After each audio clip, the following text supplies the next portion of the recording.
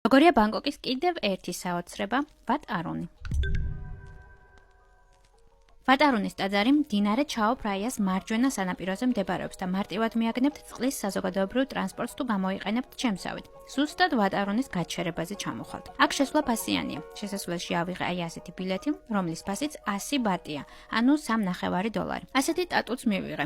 მინდა გითხრათ, რომ ძალიან ცხელა, ამიტომ სანამ ტაძრის დათვალიერებას დავიწყებდი, პირველ რიგში გადავწყვიტე ბანგკოკის ყველაზე ცნობილი ნაყინის დაგემოვნება, მის ეზოში მდებარე კაფეში. თან მინდა აღვნიშნო, რომ მის დაგემოვნებას მხოლოდ აქ შეძლებთ. ნაყინის ფასი 89 ბატია, რაც დაახლოებით $2.50. ეს არის 3D ნაყინი, რომლის დიზაინს ამავე ტაძრის კერამიკული ფილების ვიზუალს იმეორებს. ნაყინის გაყიდვით შემოსული თანხა კი ტაძრის ბერებისთვის ქველმოქმედებას ხმარდება. ტაძრის ეზოშივე შეგიძლიათ იქირავოთ ტრადიციული სამოსი, რომლის საკმაოდ მრავალფეროვანი არჩევანიც დამხვდა. მისი ქირავობა 2 საათით 300 ბატი ღირს, რაც დაახლოებით $10. აი ასე აქვე გამომაწყვეს, გამომპრანჭეს და საბოლოოდ ასე გამოვიყურები. ახლა კი დროა ფოტოსესიის. თუმცა ნახეთ რამდენი ხალხია. თუ ცარიელი ტაძრის ნახვა გსურთ, ძალიან ადრე უნდა მოხვიდეთ. მაგრამ ვფიქრობ, მაინც კარგი ფოტოსესია გამომივიდა. ფოტოებს ინსტაგრამზე ვდებ და თუ გაინტერესებთ, შეგიძლიათ იქ მადევნოთ თვალი. ასე გამოწყობილი ამ გარემოში რომ დავდიოდი, თავი ნამდვილი პრინცესა მეგონა. ვატ-არუნი იგივე ცისკრის ტაძარი ერთ-ერთი ყველაზე საკულტო ღირსშესანიშნაობაა ბანგკოკში. იგი ბუდისტური ტაძარია. ტაძარი ინდუისტური განთიადის ღმერთის